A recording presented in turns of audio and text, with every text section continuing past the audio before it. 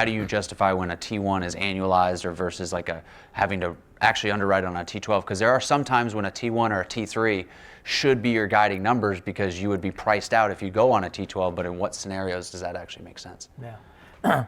When I've seen that, but T3, T1, a lot of agency lenders will take that, right? But where I typically see that is when a property has a new property management company on it, right? And there's been maybe some, disagreements with that owner and their former property manager, and the property management company won't share the information with the new property management.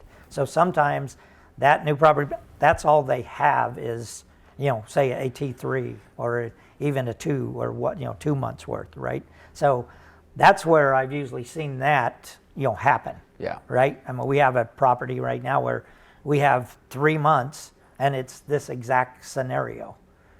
They can't get the data from the old property management company.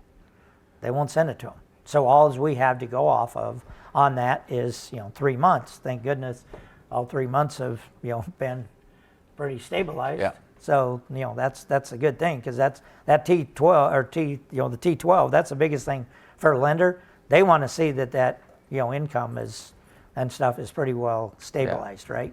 Well, and you make a great point. Like that's the part of the business where it's like you got to look at the T12, the T24, then the T3, then the T1, and like know the story. Because if you look at the T12 and you see the increase in collections every month and you know that they're working on it, maybe the T3 or the T1 is going to be a better guiding principle for your valuation, because that T12 in totality would bring your value down, right? So there's times when you're going to value it, but like you said, if you're only getting provided the T1, I'm going to question whether or not they just had a great month of collections, like they collected a ton of app fees or something and their income was really high, and now they're just trying to drive a sale based on that month's collections.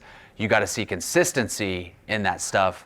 So one thing that we're doing a lot when we're under contract is if we have a 90-day contract period, I'm making sure that every single month, if I did underwrite it on a T1 or a T3, those months that I'm under contract, I'm getting the financials to make sure that those collections numbers are going this way or this way and not this way. Steve Tackett's not in here, but we had that. What was that deal? We had that deal. We were under contract on that deal? We were like the only buyer. Yeah.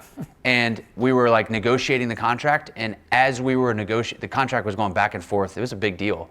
It's like 20 million. And as we were going back and forth in the PSA, we asked for an update on collections, and they were like $8,000 lower, or like $9,000 lower than they were the previous month. And we were like kind of delayed everything. We were like going slow, moving really slow. Yeah.